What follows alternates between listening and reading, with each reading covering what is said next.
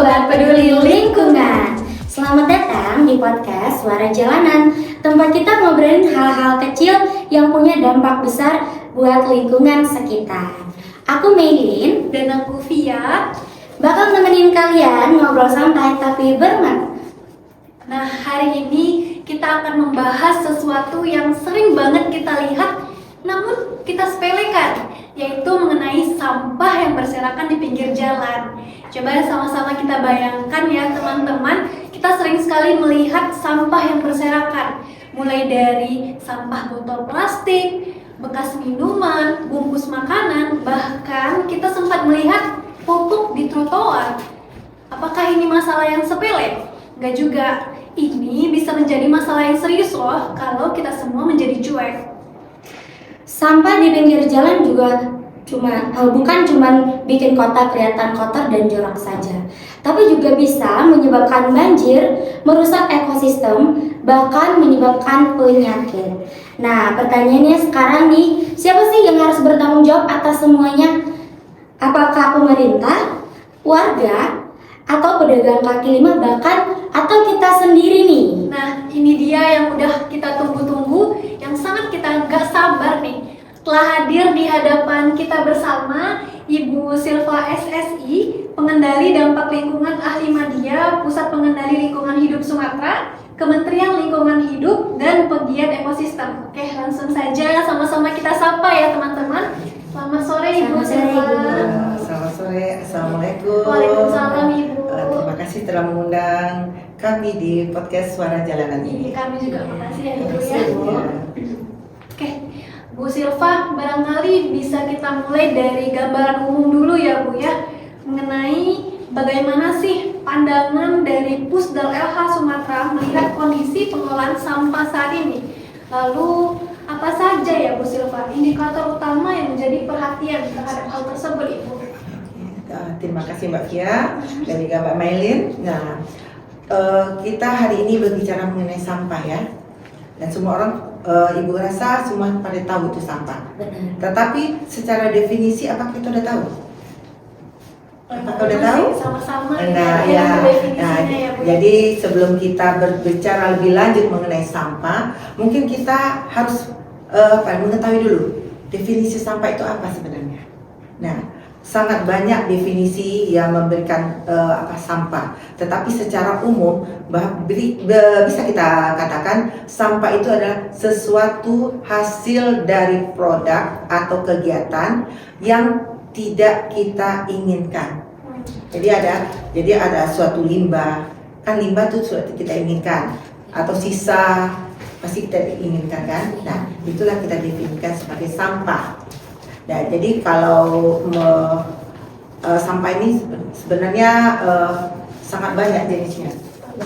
Ya, ada sampah yang kita hasilkan sendiri, ada dihasilkan oleh suatu kawasan dan lain-lainnya. Itu sangat banyak ya adanya. Nah, sampah ini sudah menjadi bagian dari diri kita. Mungkin Ibu bertanya, apakah ada yang manusia kita tidak menghasilkan sampah? Sepertinya tidak ada ya Bu ya. Ya, mulai dari kita bangun tidur, kita menghasilkan sampah. Kemudian sampai kita malam hari tidur juga menghasilkan sampah. Nah, sekarang Ibu balik bertanya, kita bangun tidur, sampah apa yang kita hasilkan? Apa ya Bu tidur? Apa ya kira-kira Bu? Sebab definisi sampah ini bisa berbentuk padat, cair, ataupun gas. Nah, itu ada tuh. Jadi bangun tidur, bisa kita pergi ke belakang. Iya. Itu limbah nggak ya? Limbah. Nah, itu bangun tidur. Berarti kita dari awal kita sudah menghasilkan sampah. Kemudian kita mau tidur, menghasilkan sampah. Apa kira-kiranya? Kalau cewek-cewek ini mungkin sering malam bersihkan muka, menggunakan kapas. Sampahnya Nah, Iya, kamar, dan ya menghasilkan betul. sampah. Nah, itu semuanya itu adalah sampah. Ada yang mau kita berguna sampah itu? Yang dari kita cuci muka, bersih muka itu, apakah kita akan kita kumpulkan, kita kelola atau tidak? seringnya dibuang. Seringnya sih dibuang Langsung ya, Kak, ya? dibuang ya, Bu, Kalau ya. sampah kan ya. Nah, Iya. itulah. Maka definisi sampah itu adalah sesuatu yang tidak kita inginkan. Nah, karena setiap kita menghasilkan sampah, hari-hari kita menghasilkan sampah, maka kita pun harus mengelola sampah tersebut. Karena bagaimanapun sampah yang kita hasilkan itu adalah tanggung jawab kita. Benar. Pemerintah hanya akan mengelolanya. Karena kita menghasilkan, karena kita tidak bisa mengelola. Tetapi kalau kita dari rumah bisa mengelola sampah, itu pasti akan lebih baik lagi. Nah, kita bercerita sampah itu definisi ya. Nah, kemudian kita lihat gambaran untuk data ya. Karena kita tinggal di kota Pekanbaru ini adalah kota yang besar. Kalau lihat dari jumlah penduduknya udah di atas 1 juta. Jadi ada 1.128.000 jiwa.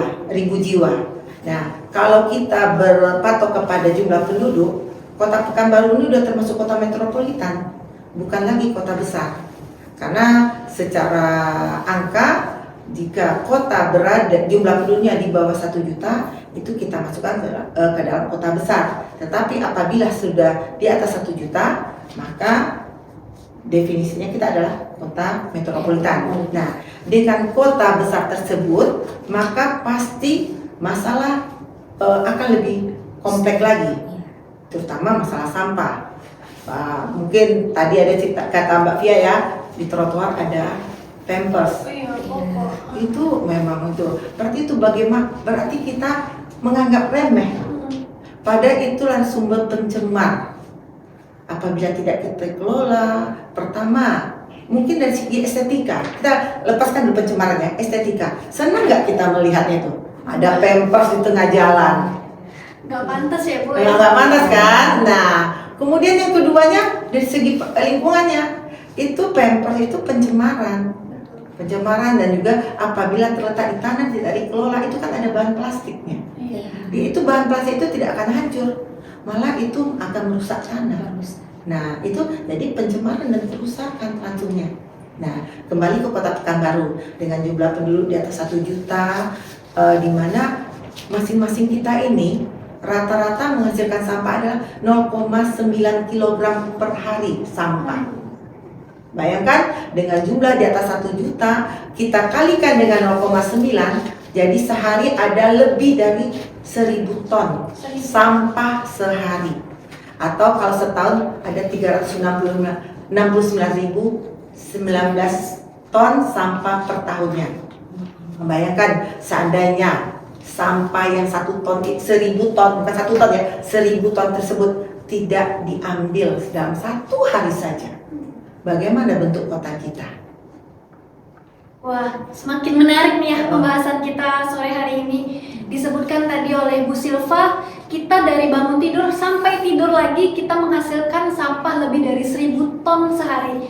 Lalu bagaimana ya cara kita menangani sampah tersebut? Nah, ayo kita simak lebih lanjut lagi penjelasan dari Bu Silva. Iya, baik kita lanjut ya, Mbak Fia. Tadi ada sedikit koreksi Mbak Fia. Itu 1.000 ton per hari itu untuk seluruh warga Pekanbaru ya, bukan ton Mbak Fia. Wah itu gawat nanti kalau Mbak Fia sendiri. Nah, diralat ya teman-teman pemirsa di rumah, ada 1.000 ton sampah sehari untuk seluruh warga Pekanbaru. Itu yang terdata ya. Yang terdata. Belum lagi yang dari daerah tetangga. Benar. Juga karena membuat sampah kan? Iya. Nah, itu berapa lagi jumlahnya? Nah, Masih di kota Pekanbaru nih yang jumlah bisa. penduduk, berdasarkan jumlah penduduk aja kita nih. Belum lagi yang pinggiran tetangga. Belum kita hitung. Wah, sangat banyak ya. Iya. Oke, boleh Bu lanjut. kita lanjut ya. Nah, masalah sampah tadi kita secara definisi udah kita dapat gambaran. Nah, sekarang kita dari segi regulasinya. Sebab masalah sampah ini pasti ada regulasinya.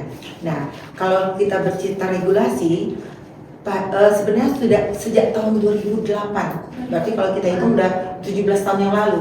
Kalau pada ABG itu lagi ABG-nya tuh ya. Nah, ya. Jadi sejak tahun 2008 itu sudah ada undang-undang nomor 18 tahun nomor 18 tahun 2008 itu undang-undang tentang pengelolaan sampah. Nah, namun setelah berkembang waktu 17 tahun ini, apakah masalah sampah kita selesai? Belum. Sepertinya sih belum sampai sejauh ini. Makin Masih banyak jadi PR ya Bu ya. kan, betul. Nah, ternyata sampah ini belum jadi solusi, regulasi kita ini belum menyelesaikan masalah kita. Malah sampah ini menjadi isu global sekarang, bukan hanya isu provinsi, isu nasional, tapi udah menjadi isu nasional, isu global, maaf ya Ibu salah ya. Nah, mengapa ini bisa terjadi? Nah, kita kembali lagi ke kota. Kota adalah kota yang bertumbuh, pasti akan jumlah penduduknya makin meningkat ya. Nah, dengan meningkatnya jumlah penduduk, pasti sampah akan makin banyak. Kemudian kota besar, kota metropolitan, pasti gaya hidup kita akan mengikuti. Nah, dulunya kita kalau cuma sedikit sampah, sekarang apa-apa sampah.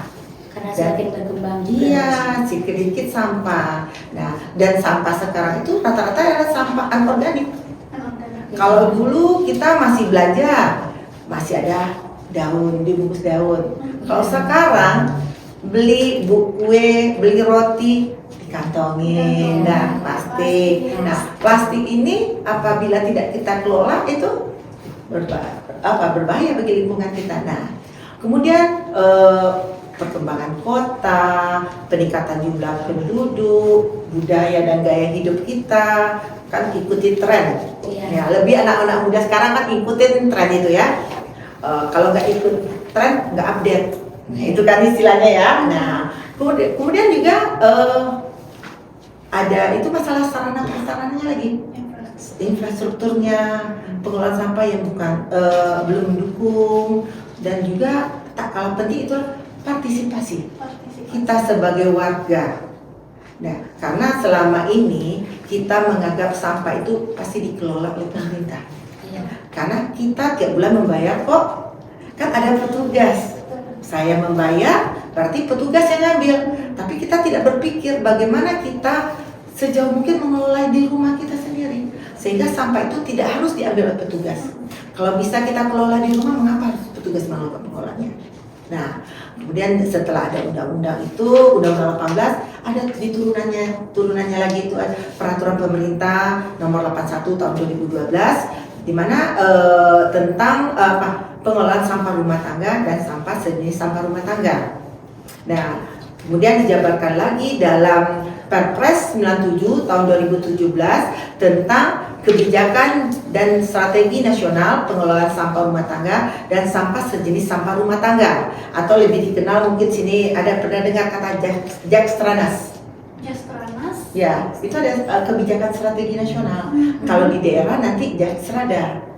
Jadi ke provinsi, kabupaten, kota, ya. Nah, di sini di peraturan pemerintah dan di Perpres itu kan ada disebutkan sampah rumah tangga dan sampah sejenis sampah rumah tangga. Jadi ada dua.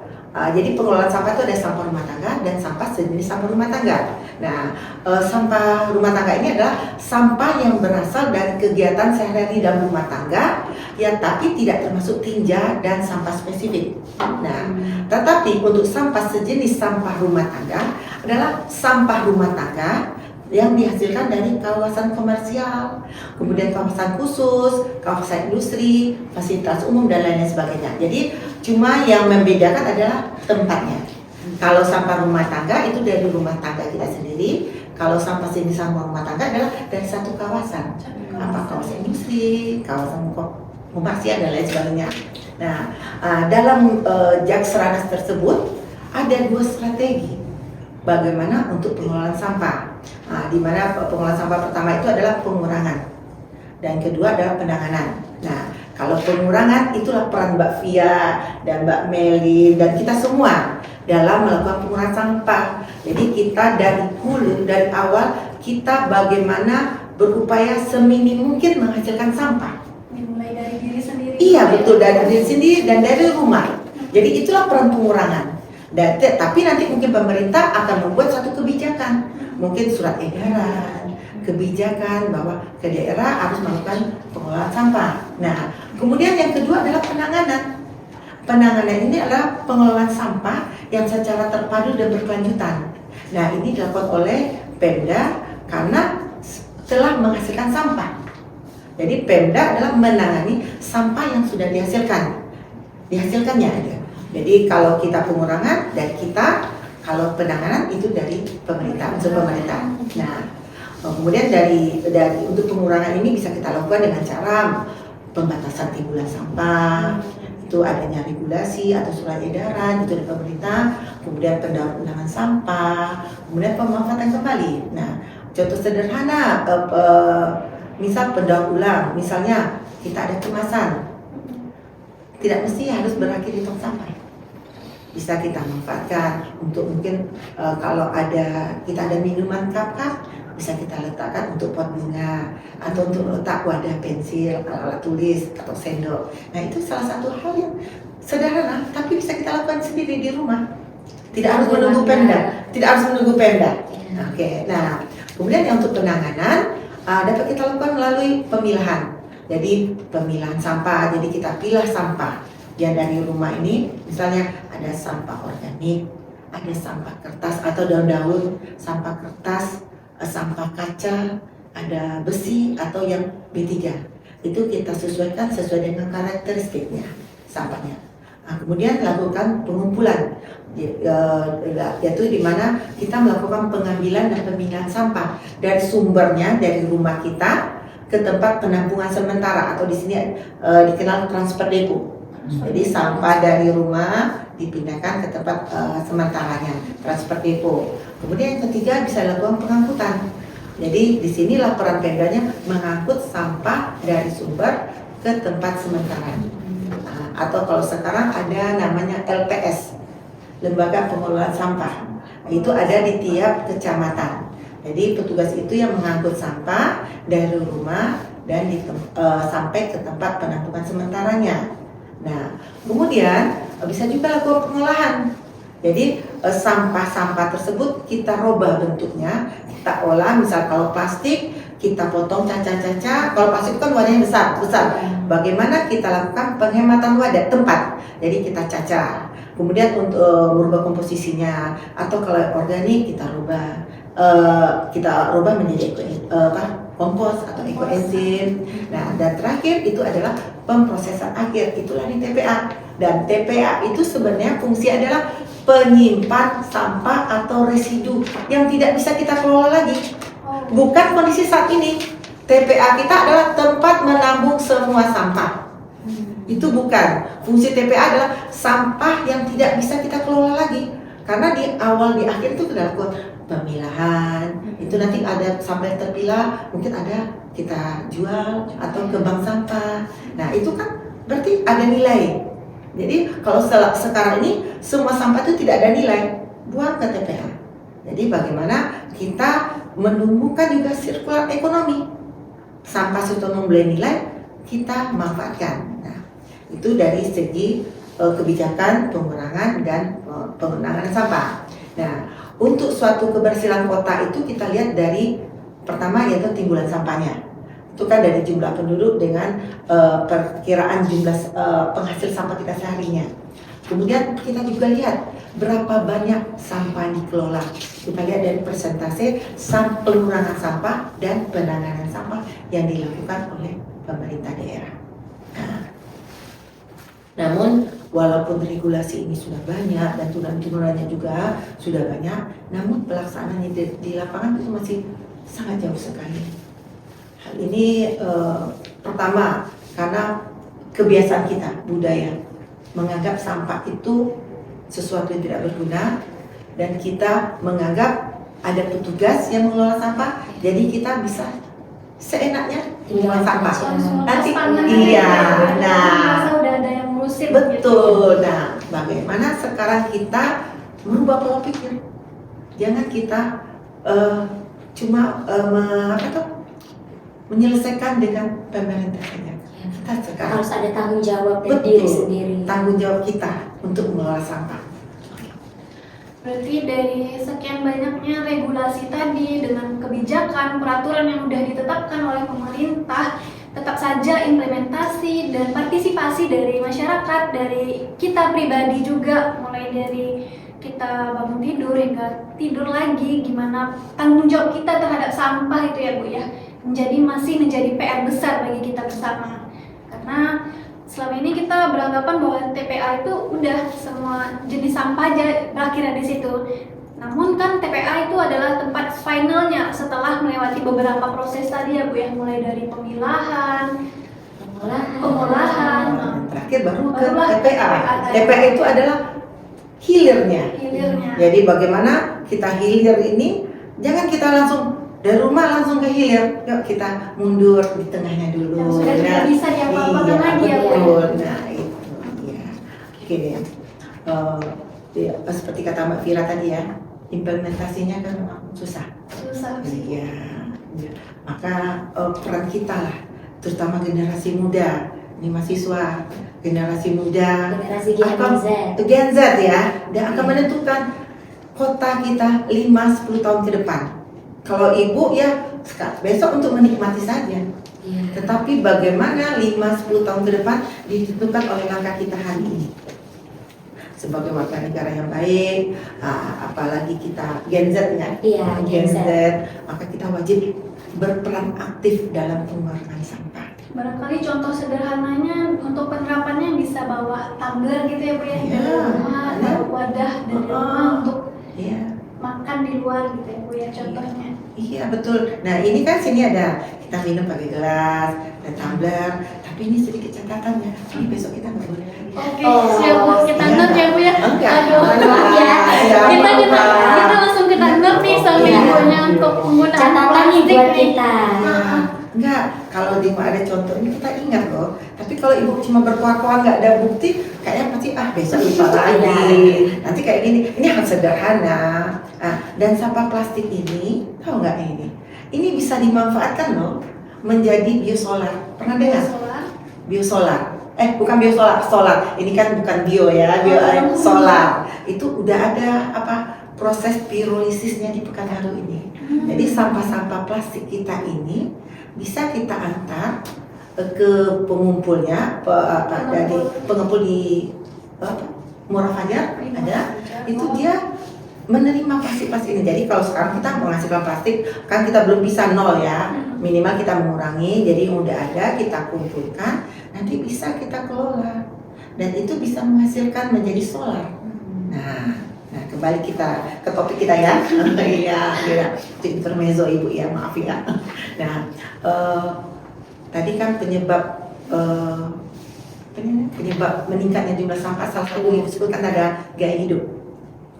Makin modern kota, pasti gaya hidup makin update, kemudian Mengikuti tren. iya, nggak bisa lagi nanti dibilang jadul kali itu, Iya. nggak bisa Ketinggalan kan? zaman nih. Ya iya gitu kan. Jadi sekarang bagaimana kita merubah gaya hidup kita ini dari gaya hidup yang mengikuti tren boleh, tapi kita budayakan juga gaya hidup minim sampah. Pernah dengar? Beriringan gitu ya Bu. Minim sampah pernah dengar? Kalau sejauh ini sih gak ada sih Bu. Oh iya. Nah balik ya, kita ulas lagi ya. Minim sampah. Minim sampah ini adalah upaya kita yang kita lakukan sehari-hari dan bertanggung jawab dalam mengkonsumsi semua yang kita konsumsi, dan sedapat mungkin kita menghasilkan sedikit sampah. Nah, bagaimana caranya ya? Mulai dari diri kita sendiri, mulai dari rumah kita, dan satu lagi nih, kalau mahasiswa ada SKS kan? Iya betul. Nah, kalau di minim sampah kita ada juga prinsip SKS. Apa itu Bu kalau Nah. dari versi minim sampah? Kalau mahasiswa apa dibilangnya? SKS ini ya? Satuan kredit semester, Oh ya. Atau kalau mau ujian besok apa namanya? sistem kebut semalam. Masih ada nih kayak gini. Iyalah. Nah, kalau SKS yang di dalam gaya hidup minim sampah ini ada singkatan itu. Jadi ada S pertama gini ya. Sebelum membeli. Sebelum membeli. S sebelum membeli. Nah, maka sebelum kita membeli sesuatu barang atau produk, kita pikir ulang lagi, rethink. Apakah yang akan saya beli ini memang menjadi kebutuhan saya atau hanya sebatas keinginan? Keinginan. Nah, karena kebutuhan dan keinginan itu berbeda. Kalau kebutuhan itu mutlak harus saya dapatkan. Tapi kalau keinginan itu hanya ingin menunjukkan, oh ini diri saya, untuk mendapatkan kepuasan saya. Kasat mata lebih ke pengakuan ya. Iya, ke prestis, oh saya ini loh bisa membeli ini. Keinginan Padahal sebenarnya bukan sementara. suatu kebutuhan saya. Iya betul, keinginan sementara.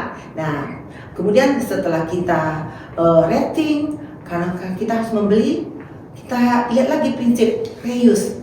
Barang yang akan kita beli itu apakah hanya sekali pakai? Atau bisa kita guna ulang? Apakah itu berupa wadahnya atau gimana? Kemudian juga prinsip yang berikutnya repair. Jadi mungkin ada baju-baju yang lama kita, biar tidak dibilang jadul, bisa kita modif. Kan menjadi ini ikuti tren. Jadi nggak kita mesti beli baju baru atau beli barang baru. Jadi barang yang ada kita perbaiki, kita ikuti dengan model. Sebab bagaimanapun sesuatu kan akan berulang. Iya. Yang dulunya udah nggak ketinggalan ban bisa jadi lagi. Iya. Nah, dan yang tak kalah pentingnya ini prinsip rental. Oh. Nah, ini di kalangan, kalau di sini ibu di Pekanbaru belum tahu ya, tapi kalau di kota-kota besar lainnya itu udah beda satu sistem rental.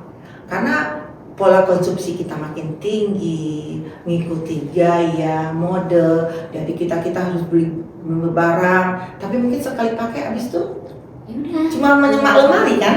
Nah, Biarkan saja. iya, jadi pada menyemak di lemari itu, bagaimana kalau kita perlu rental saja?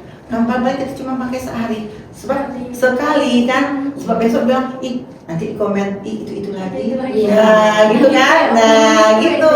Ya, maka sekarang ini, jadi itu tren yang berikutnya itu rental. Jadi bukan hanya mobil kita rental ya, jadi biar bisa sewa lah istilahnya ya. Nah, kemudian tadi S ya, sekarang K ketika harus membeli. Ketika harus membeli, kita harus memikirkan pula, pilihlah barang yang usable, bisa digunakan ulang. Kemudian biasakan membeli produk yang isi ulang.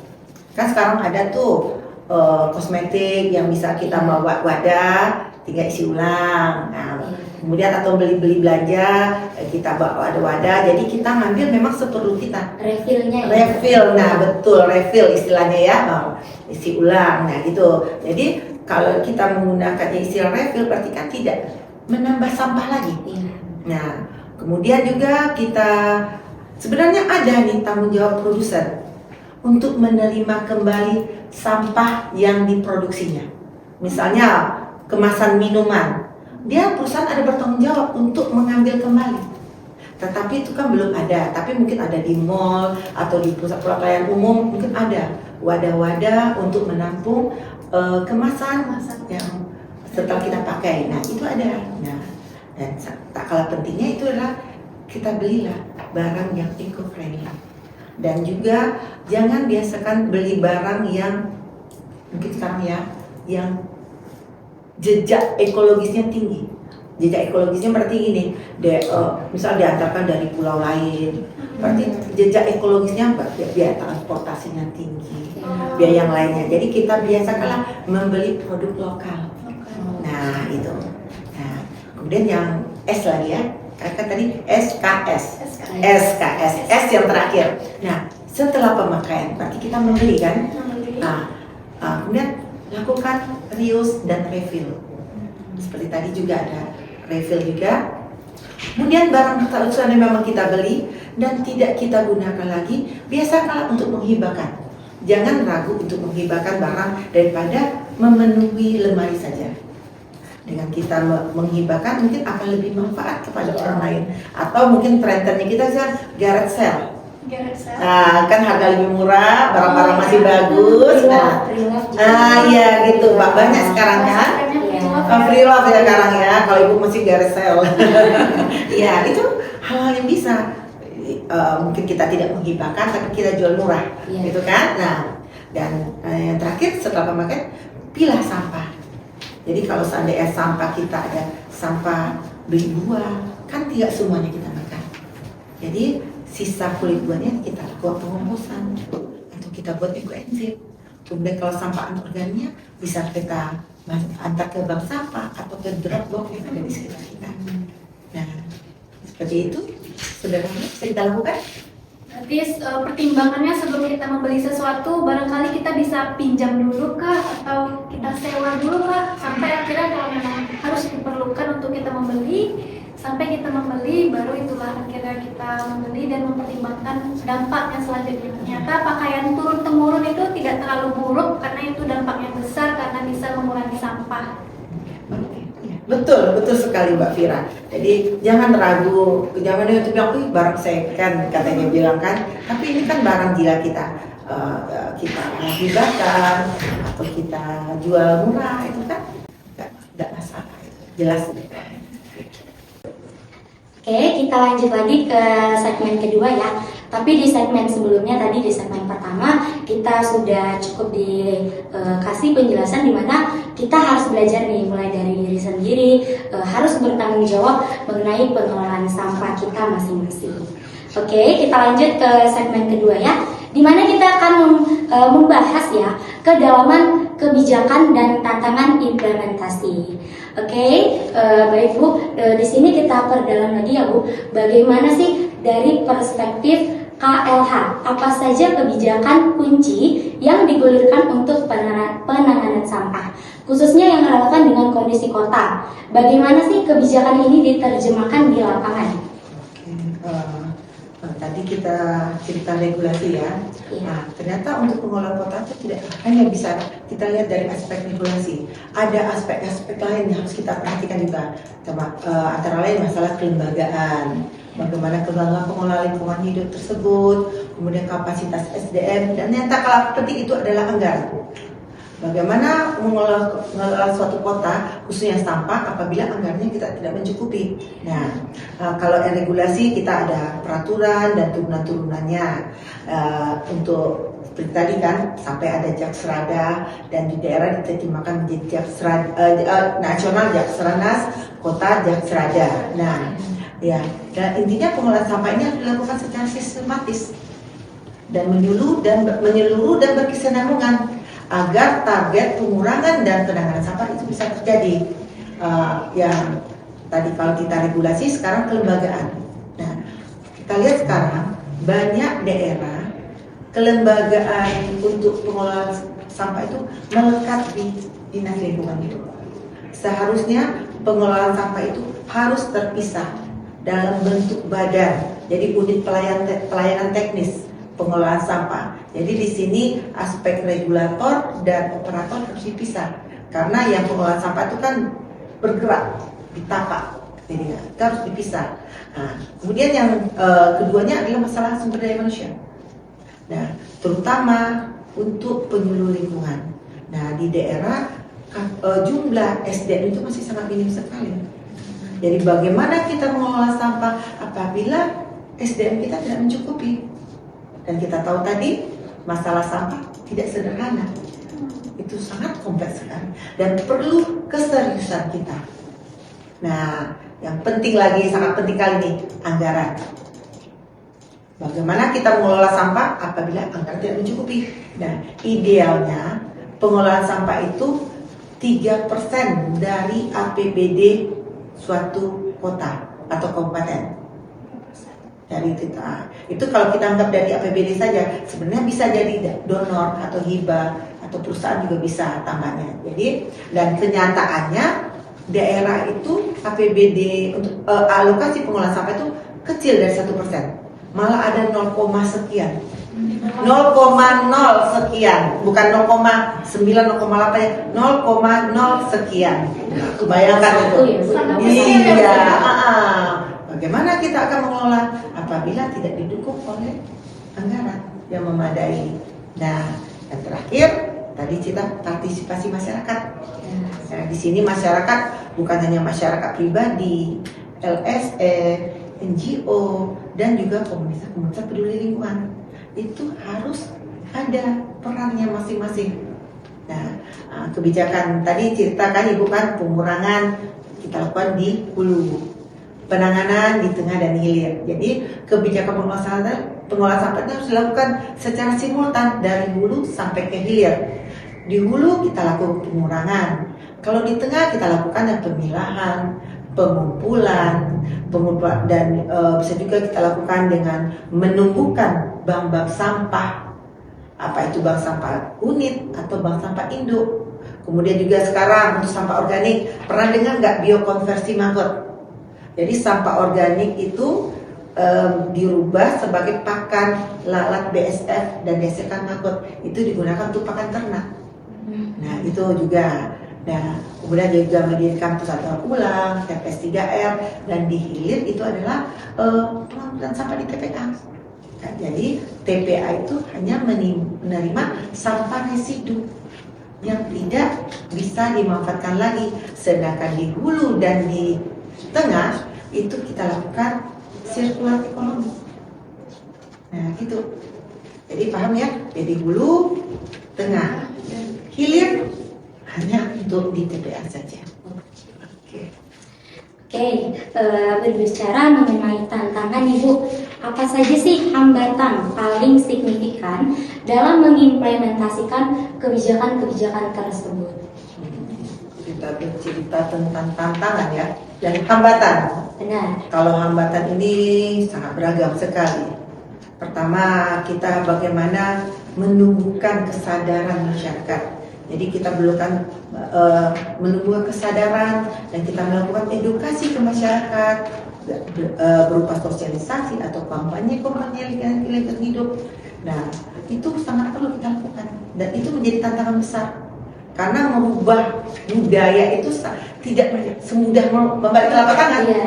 Jadi kita juga oke, sampah masih dicampur ada, karena budaya kita sampah masih dicampur di sembarang tempat. Nah, kedua, infrastruktur dan teknologi. Selama ini kita masih tergantung ke TPA. TPA adalah tempat pembuangan. Padahal kita kerja di hulu dan tengah itu belum kita optimalkan. Jadi bagaimana kita mengoptimalkan yang di hulu dan di tengah ini, sehingga sampah TPA hanya berupa residu. Nah, seperti tadi kita lakukan konversi energi, biokonversi maggot, pengolahan sampah organik anorganik, atau kompos, ekoenzim, dan lain-lainnya. Nah, itu yang kita cari infrastruktur. Yang terakhir adalah masalah hukum. Kita masih sangat lemah.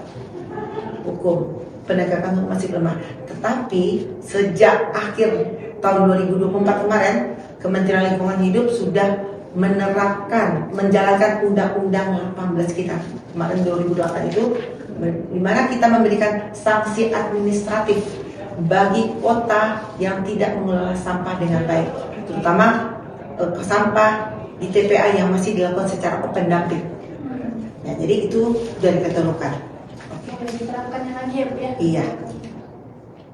Jadi di sini kuncinya ada pada edukasi, edukasi, infrastruktur, dan penegak hukum. Betul sekali. Nah, dari tadi kita udah ngebahas mulai dari gambaran umum, kebijakan, tantangan. Sekarang kita langsung aja masuk ke segmen 3, yaitu mengenai peran Pusdal LH Sumatera dan solusi inisiatif. Nah, Bu Silva, sebagai Pusdal LH Sumatera, apa aja ya Bu ya program atau inisiatif konkret yang telah atau yang sedang dijalankan untuk membantu daerah dalam mengatasi masalah sampah ini Bu? Iya. Terima kasih Bu Fia. Kita peran Pusdal LH Sumatera berperan sebagai fasilitator, pendamping, meningkatkan capacity building bagi pemerintah daerah. Jadi kita lakukan pembinaan lah gitu kepada pemerintah daerah di seluruh Sumatera. Nah, antara lain bisa kita lakukan misalnya gini, masalah sampah ini kan. Jadi karena ada masalah sampah itu dari hari ke hari menjadi krusial, menjadi penting, maka kita ada kemarin membantu percepatan pemerintah daerah dalam pembuatan dokumen peta jalan akselerasi pengelolaan sampah tahun 2025-2026. Jadi semua kabupaten kota dan provinsi harus membuat dokumen perencanaan peta jalan akselerasi pengelolaan sampah tahun 2025-2026. Di situ ada keterlibatan semua pihak, pentahelix. Jadi bukan hanya Pemda, juga masyarakat, dunia usaha, dan lain-lain sebagainya. Semuanya Ya, terlibat ya. Kemudian kita lakukan pembinaan dalam pengolahan sampah, khususnya bagi daerah yang mendapat sanksi administratif praktek pengelolaan, apakah itu TPA masih open dumping atau TPA yang sudah melakukan prinsip control landfill. Ini kita pembinaan. Kemudian juga pembinaan kota bersih, yang ada program Adipura, kemudian pembukaan sekolah berwawasan lingkungan, ya, itu kita sebut dengan program Adiwiyata. Kemudian juga ada program peningkatan kapasitas SDM-nya, kita ada lakukan rutin pembinaan teknis, lokakarya dan lainnya. Juga ada pengembangan bank sampah dan komunitas peduli lingkungan. Ini kita lakukan ke pemerintah daerah dan bentuk pelatihan dan edukasi lainnya. Itu saja. Masih banyak yang lain itu. Ternyata udah banyak sekali ya Bu ya inisiatifnya untuk pengelolaan sampah tadi ya Bu ya, untuk menanganinya itu. Lalu gimana sih Bu, atau apa contoh kegiatan atau program yang udah dilakukan khususnya untuk wilayah Sumatera ini ya Bu ya? Oke, nah untuk yang contoh konkretnya misal gini kan, kita tadi ada pembinaan ke daerah, tapi untuk di kantor juga kita ada program edukasi siswa. Jadi sering-sering siswa dari SD sampai mahasiswa datang ke kantor edukasi tentang lingkungan hidup. Jadi, pengelolaan, bagaimana pengelolaan lingkungan hidup, bagaimana mengelola sampah organik anorganik. Jadi dari awal kita sudah tanamkan bagaimana mengelola sampah sebaiknya.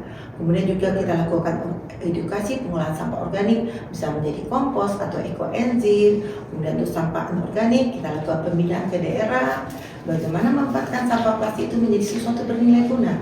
Jadi kita bisa menghasilkan dari plastik kantong kresek kita bisa hasilkan tas yang tidak kalah pamernya, kita bisa bawa ke mall.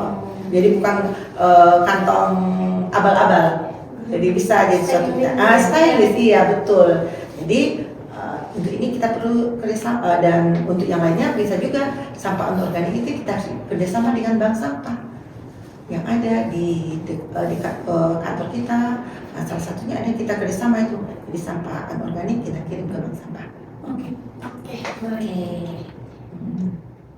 Oke, tadi di segmen-segmen sebelumnya pastinya tentu udah banyak nih pelajaran yang udah bisa kita ambil dan pastinya harus kita implementasikan dalam kehidupan kita sehari-hari. Oke, kita lanjut ke segmen keempat ya, dimana di sini kita akan membahas mengenai tantangan masa depan dan rekomendasi.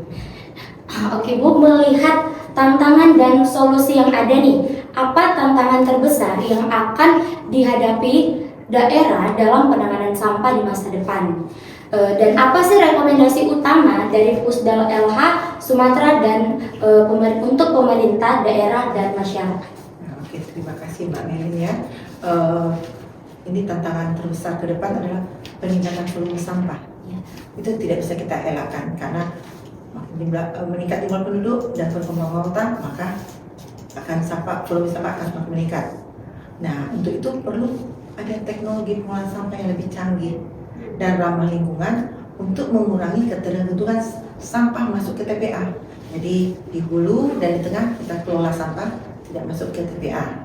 Dan selain itu, tak kalah penting adalah perubahan perilaku masyarakat secara fundamental menjadi dasar tantangan untuk melakukan pengelolaan lingkungan yang lebih berkelanjutan. Untuk kalau rekomendasi, mungkin bicara rekomendasi ya, beberapa poin yang kita sampaikan di sini: penguatan kebijakan insentif dan desinsentif. Pemerintah kota perlu mempertimbangkan insentif bagi masyarakat atau pelaku usaha yang melakukan pengolahan sampah, sedangkan desinsentif adalah untuk yang melanggar. Nah, misalnya insentif bisa lakukan untuk masyarakat yang mengelola sampah di rumahnya, bisa kita lakukan pengurangan retribusi, atau pelaku usaha yang mengolah sampahnya, kita kurangi retribusinya. Nah, itu sana. Kemudian KIE, komunikasi, informasi dan edukasi, itu hal yang penting, harus kita lakukan, dan itu tidak bisa kita lakukan sesaat, harus berkelanjutan. Dan program edukasi ini harus kita integrasikan dari tingkat dasar, dari sekolah. Jadi kita masukkan dalam muatan lokal atau kampanye publik atau inovasi-inovasi, dan itu perlu, sangat perlu. Jadi informasi itu jangan sampai terputus, harus tersampaikan kepada masyarakat dan dilakukan secara berkelanjutan. Nah, kemudian tadi infrastruktur, pasti perlu investasi infrastruktur. Prioritaskan investasi pada fasilitas pengolahan sampah di luar TPA. Jadi seperti proses fasilitas daur ulang, composting, TPS 3R, pengolahan sampah menjadi energi terbarukan, dan masih banyak lagi teknologi-teknologi yang bisa kita lakukan. Nah, kemudian juga keterlibatan sektor swasta dan komunitas. Kita lakukan tingkat kemitraan dengan pelaku usaha untuk mendanamkan investasi dan melakukan kajian-kajian bagaimana mengelola sampah. Kemudian untuk masyarakat kita berdayakan komunitas lokal untuk menjadi garda terdepan dalam pengolahan sampah. Dan yang tak penting itu, yang paling penting adalah data dan informasi. Karena no data, no action.